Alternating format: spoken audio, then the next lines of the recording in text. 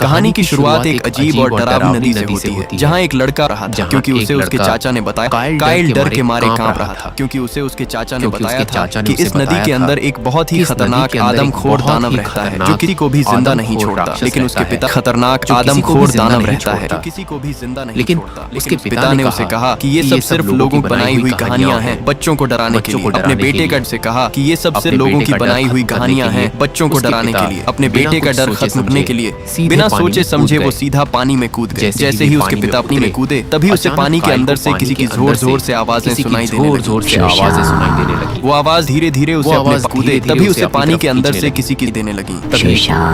वो आवाज इसी दौरान दूर उसे एक पानी से बाहर निकलता हुआ दिखाई दिया। काइल भी कांपता हुआ पानी के अंदर झांकने लगा, लेकिन कुछ ही पल के लिए वहाँ सब कुछ शांत हो गया। लेकिन कुछ ही पल के लिए वहाँ सब कुछ शांत हो गया। फिर अचानक उसके पिता पानी से बाहर आ गए। इसी दौरान वो सर फिर से उसे पानी से बाहर निकलता हुआ दिखाई दिया। उसने तुरंत इशारा करके अपने पिता को बताया, लेकिन इससे पहले उसके पिता उसे देख पाते, अगले ही पल वो सर पानी के अंदर गायब हो गया। इसी दौरान पानी के अंदर अजीब से बुलबुले उठने लगे, जैसे नीचे कोई बहुत ही बड़ी चीज हिल रही हो। ये देखकर काइल का दिल जोर जोर से धड़कने लगा। उसके पिता ने तुरंत अपना नुकीला भाला उठाया। इसी दौरान उन्हें पानी से हल्की हल्की सला उठाया। इसी दौरान उन्हें पानी से हल्की हल्की सरसराहट सुनाई दी, और तभी उनके सामने से कोई भयानक चीज उनकी नाव के नीचे बिजली की तरह से हल्की हल्की सरसराहट सुनाई दी। और तभी उनके सामने से कोई भयानक चीज उनकी नाव के नीचे बिजली की तरह तेजी से आगे निकल गई। इससे पहले काइल के पिता कुछ समझ पाते, अगले ही पल पानी के अंदर से किसी भयानक चीज ने उनकी नाव को इतनी जोर से टक्कर मारी कि उनकी नाव पलट गई और काइल के पिता सीधे गहरे पानी में जा गिरे। इसी दौरान वो साया फिर से उसकी तरफ बढ़ने लगा।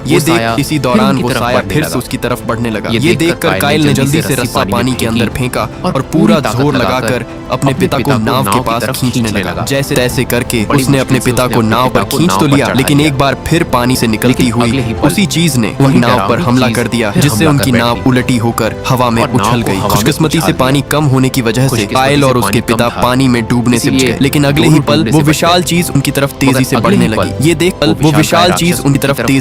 लगी। ये देखकर काइल मौके पर नाव पर कूद गया, लेकिन पीछे से उस चीज ने उसके पिता को जोर से कड़कर सीधे पानी के अंदर ले गई। अपने पिता को अपने सामने मरता देखकर उसके रोंगटे खड़े हो गए। वो जोर जोर से चीखने लगा, लेकिन तब तक अपने पिता को अपने सामने मरता देखकर उसके रोंगटे खड़े हो गए। वो जोर अब बहुत देर हो चुकी थी। तब तक बहुत देर हो चुकी। अगले ही पल नदी का पानी खून से भरने निकलने लगा और फिर नदी खून उसके पिता की लाश पानी पर तैरती हुई बाहर आ गई। पानी के ऊपर इस खौफनाक हादसे को पूरे 10 साल बीत चुके थे। गांव वालों ने मान लिया था कि वो दरिंदा हमेशा के लिए खत्म हो चुका है। लेकिन कहानी अभी खत्म नहीं हुई थी। काइल भी अब बड़ा हो चुका था। काइल जवान हो चुका था, जिंदगी जीने की और अपनी दोस्त एमा के साथ एक शांत जिंदगी बिताने की कोशिश कर रहा था। सब कुछ ठीक चल रहा था। जब वो एम्मा के साथ वक्त मगर एक दिन जब वो एम्मा के साथ था, अचानक एम्मा का पिता वहाँ आ गया। घबरा गया और उसे देखते ही काइल घबरा गया और वहाँ से भाग निकला। उसे बिल्कुल भी क्योंकि एम्मा के पिता उसे वो उदास अपने दोस्त से बातें कर ही रहा था कि तभी उसी दौरान एक आदमी चीखता हुआ बाजार में आया और सबको बताया कि नदी किनारे एक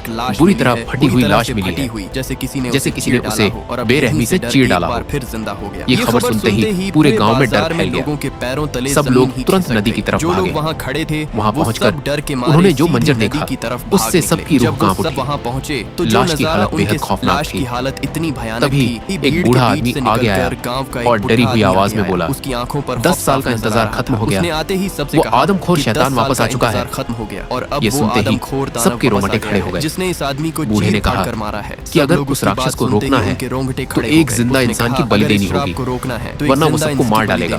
और अगर बलि न दी, एम्मा के पिता गुस्से में आ गए और चिल्लाकर बोले, हम में से कोई भी बलि नहीं देगा। लेकिन डर इतना बढ़ चुका था कि लोग बदहवास होकर वहां से भागने लगे। जब एम्मा के पिता घर लौटे तो उनका बेटा गायब था। एम्मा ने बताया कि शायद वो बाहर खेलने गया है। गुस्से में आकर उसके पिता ने उसे तुरंत भाई को ढूंढने भेज दिया। एम्मा ढूंढते ढूंढते उसी डरावनी नदी के किनारे पहुंच गई, मगर वहां कोई नहीं था।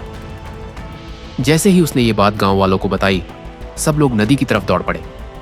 अचानक पानी में हलचल हुई और जब काइल ने गौर से देखा तो उसके होश उड़ गए, क्योंकि नदी के बीचों बीच एम्मा के भाई की लाश तैर रही थी। उसके पिता अपने बेटे की लाश देखकर फूट फूट कर रोने लगे। एम्मा ये मंजर देखकर बेहोश हो गई। गांव वालों के दिलों में एक बार फिर वही पुराना डर लौट आया। उसी दिन गांव वाले एक काली मूर्ति के सामने खड़े किसी अंधेरी ताकत को जगाने के लिए मंत्र पढ़ रहे थे।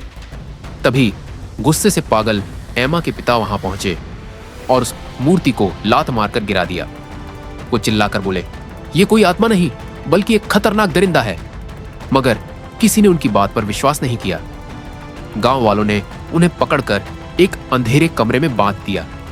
रात गहरी होती गई। एमा के पिता अकेले बंधे बैठे थे कि अचानक अंधेरे से एक अजीब आवाज आने लगी, जैसे कोई उनका नाम पुकार रहा हो। वो डर से कांप उठे। अगले ही पल अंधेरे से एक डरावना हाथ निकला और उनका सिर पकड़ लिया।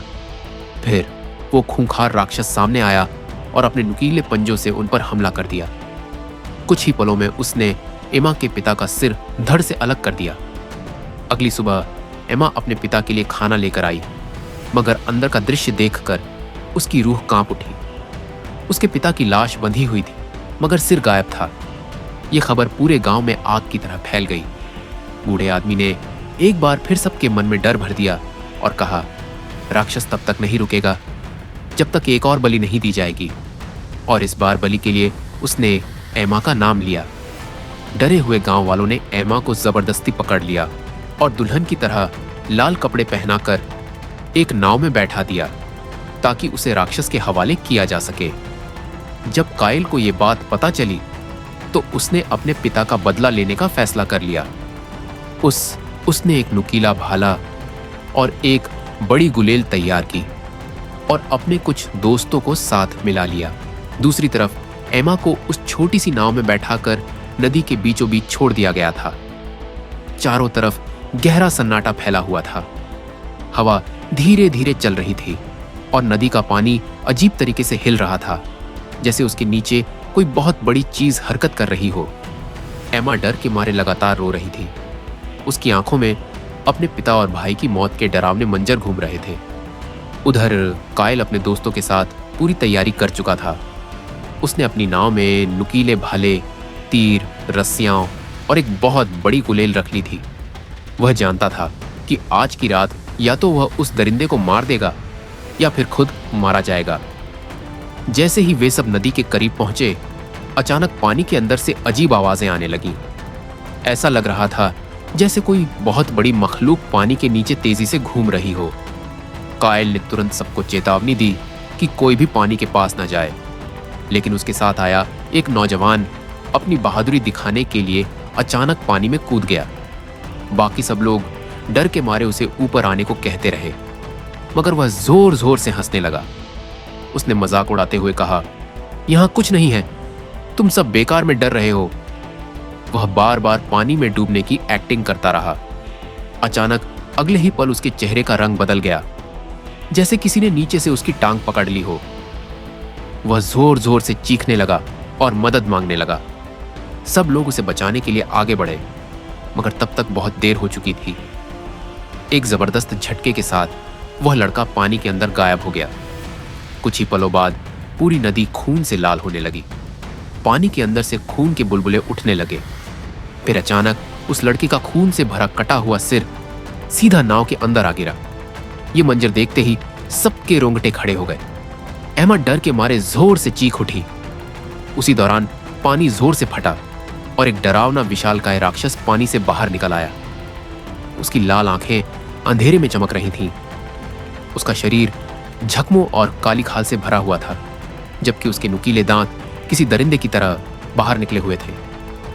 उस भयानक मखलूक को देखते ही सब लोग कांपने लगे। अगले ही पल वह राक्षस तेजी से नाव की तरफ बढ़ा और एक लंबी छलांग लगाकर एक आदमी को पकड़कर सीधे पानी के अंदर ले गया। उस आदमी की चीखें पूरी नदी में गूंजने लगी। कुछ ही सेकंड बाद उसका शरीर 2 टुकड़ों में पानी पर तैरता हुआ दिखाई दिया। कायल के दोस्तों ने तुरंत उस पर तीरों की बारिश शुरू कर दी, मगर उन तीरों का उस पर जरा सा भी असर नहीं हुआ। सबने मिलकर उस पर बड़ा जाल फेंक दिया। कुछ पलों के लिए वह उस जाल में फंस गया। सबको लगा शायद अब वे उसे मार डालेंगे, मगर वह मखलूक बेहद ताकतवर थी। उसने जोर लगाकर जाल फाड़ दिया और दोबारा पानी में गायब हो गई। इस हमले के बाद सब लोग डर गए। उनमें से एक लड़का चुपचाप नाव से उतरा और जंगल की तरफ भाग गया। उसे लगा कि शायद वह वहां से अपनी जान बचा लेगा, वह घने जंगल के अंदर तेजी से भाग रहा था। चारों तरफ अंधेरा था।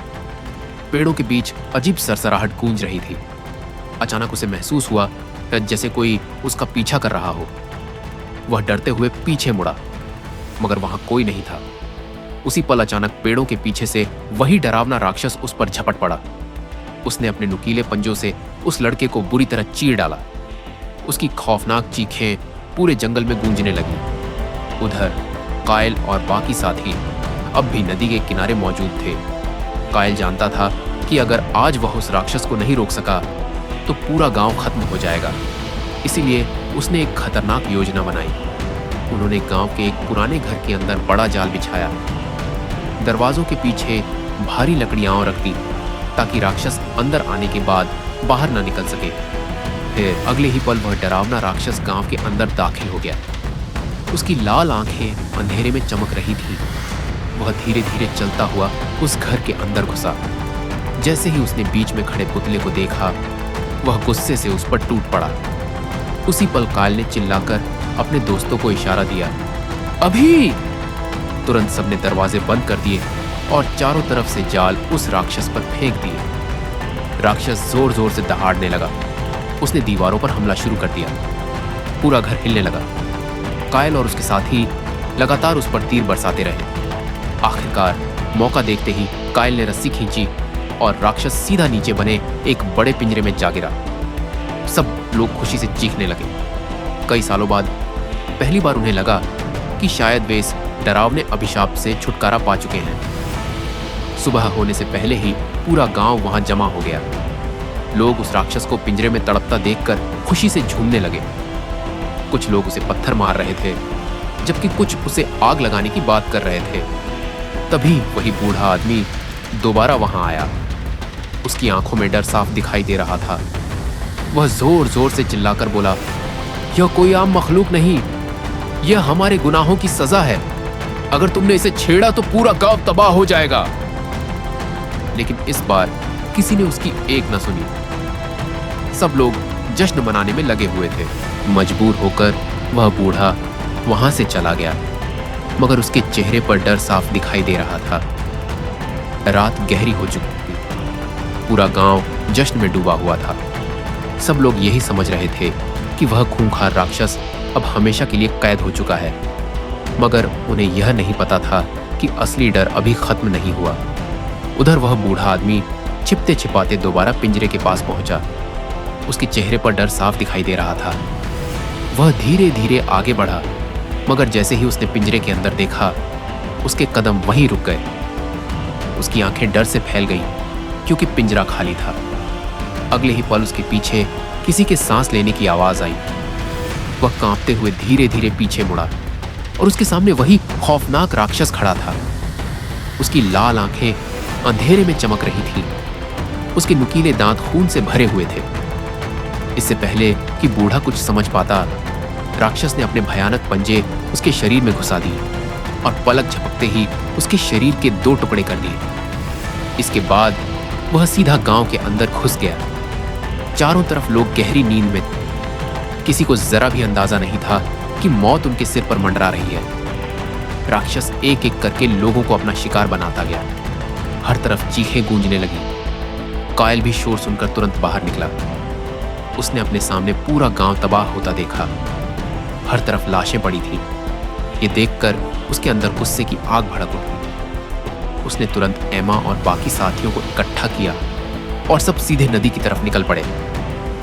जब वे नदी के बीच पहुंचे तो अचानक पानी में जबरदस्त हलचल शुरू हो गई। अगले ही पल वह खौफनाक राक्षस पानी से बाहर निकल आया। कायल ने बिना समय बर्बाद किए उस पर हमला कर दिया। दोनों के बीच भयानक लड़ाई शुरू हो गई। राक्षस एक एक करके उसके सभी साथियों को मारता गया। आखिर में सिर्फ कायल और एमा बचे। कायल ने आखिरी बार पूरी ताकत से छलांग लगाई और लगातार चाकू से वार करने लगा।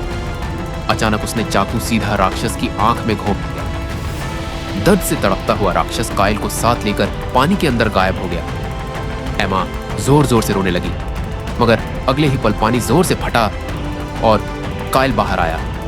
उसके हाथ में राक्षस का कटा हुआ सिर था। आखिरकार कई सालों बाद वह डर खत्म हो गया।